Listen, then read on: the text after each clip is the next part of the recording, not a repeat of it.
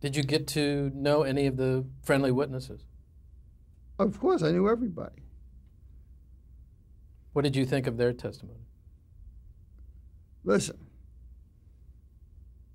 I told one of the friendly witnesses what he should do, didn't I? I said, why don't you get a Saturday night special from our friend here who played Moses, who's in charge of guns for the United States, and in an ad saying you have a constitutional right for armament, right? A schmuck if ever there was one. And I said, get a Saturday night special, I told the guy. You blow your brains out, you go down in history. He would. This way you go down in history as nothing. What did you think about Rawson's testimony, Robert Rawson's?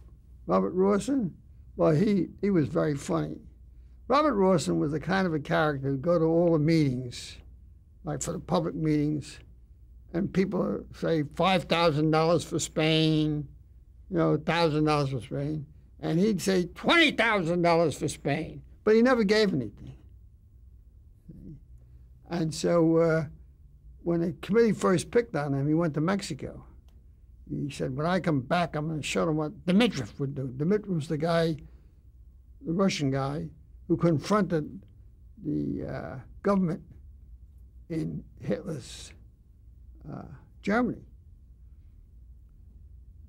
So he's going to come back and confront the government, right? He came back and gave 183 names. Rawson did. So he's the arch betrayer of all time. He was a schmuck. Forget it. Can we talk about Kazan's testimony? If you read his autobiography, he doesn't even trust himself. He betrayed his wives, his friends, everybody. He claims that he's became a patriot, suddenly. And so he gave the names of his two oldest friends. Terrible. These people are without honor. Do you think he could have still worked it had he not named names? Who cares whether he can work or not? Could I work? Well, if I could work, he could work. Of course, I'm a writer. He's not.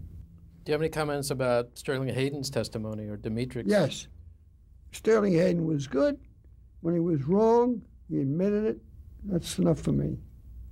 And Edward He Dmytryk? called me up. Everything was fine. Dmytryk switched. So he died recently, and he was heralded as the big betrayer, right?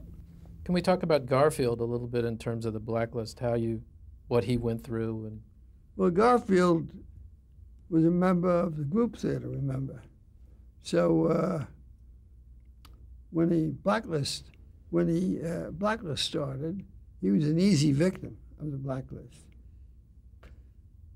Fortunately for him, which is unfortunately, of course, he had a tremendous heart attack. He nearly died just before this all happened. So he only had a few years to live anyhow.